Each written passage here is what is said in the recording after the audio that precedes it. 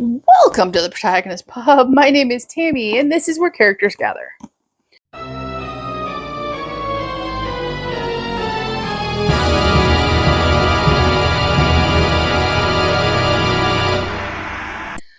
Oh, it's unpopular review opinion time.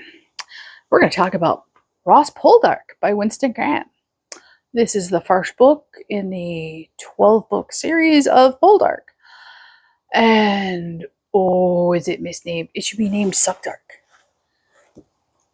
This is historical fiction. It was written in the 1940s. This is a very bad book. Every character in this book is despicable. At least every main character and almost every side character is despicable. I don't like anybody. I don't like the way it was written, and I do not understand the hype. Now, this was a buddy read with Amanda for me, and she had watched at least some of the PBS series. I had not. I shall not be. So she had a better connection to the characters than I did, because I had none. I didn't like a single character in this book. So our titular hero is Ross Poldark. He is coming home from America after fighting in the British Army in the American War for Independence. And he comes home to discover that his father has died. His estate is falling apart because his servants haven't taken good care of it. The woman he was supposed to marry is marrying someone else, and his entire life is just in shambles. That's a premise I could get behind. Unfortunately, this is written in vernacular and not Cornish, vernacular, and it is not an easy read. It is just not. There is a character in this book that has a lisp, and it is written as a lisp, not whatever her name is. We'll just say Charlotte. Charlotte, who has a lisp, says da da da da da. Instead, it's Charlotte says, and then S's become TWs. It's just, it is gobbledygook. And when I have to read a passage of dialogue 5, 6, 7, 8 times to understand what's going on, that's a problem. And that first appears very early on in the book. So, red flag number 1. Character doesn't appear a lot, but that is not the point. You want your reader to be able to read your book, not struggle to read your book. I was struggling. Just none of these characters are likable.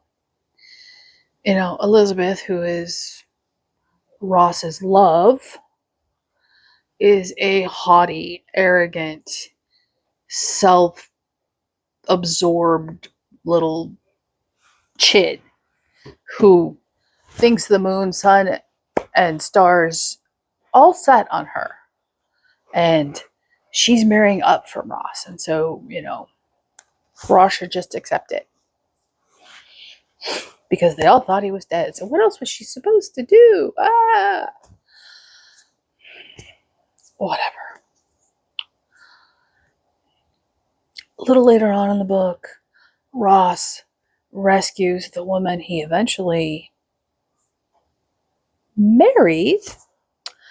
And I guess in the series, she's 18 late teenagers in the miniseries when he rescues her. In the book, she's 13. And he rescues her from a fight with a bunch of boys. He takes her on as the scullery maid in his kitchen, pays off her father to let it happen. And a couple of years later, Ross is lonely. They end up together. It's just unbelievable, and it's creepy, and it's nothing romantic. I do not understand how Ross and Demelza end up together. I don't. They don't have a connection.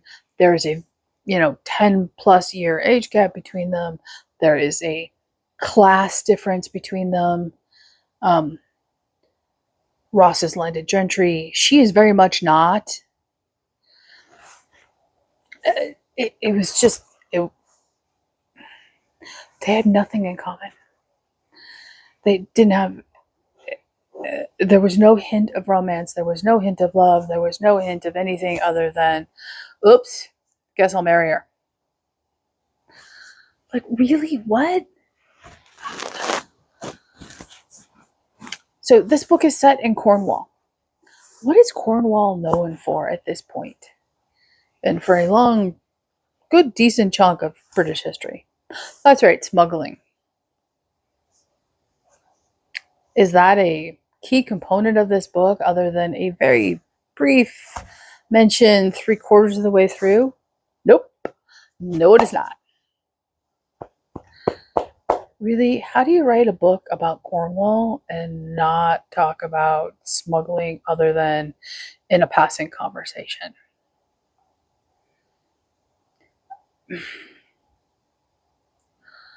It makes no sense. It doesn't make sense. So you have a very poorly written romance. You have an unbelievable couple. You have unlikable characters.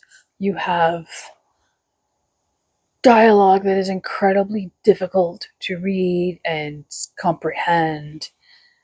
And what you end up with is a story that is incomplete, unsatisfying,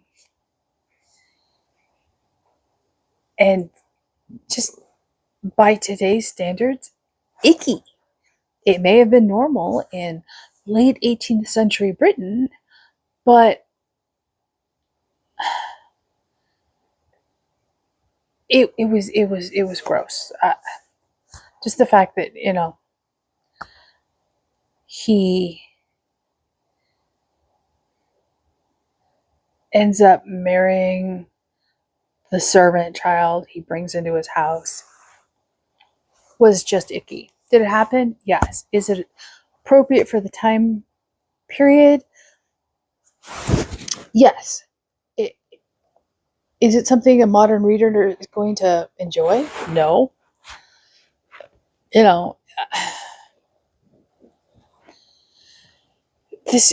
I'm not continuing the series. I am unhauling the book. It will go to the library. Is it something I want to continue? No, it is not. It is not. It was not enjoyable. It was not satisfying. It is a book that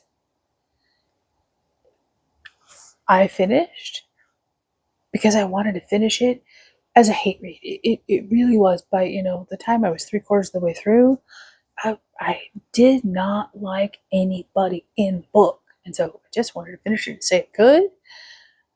Because, I mean, is it as poorly written as, let's say, I don't know, Outlander?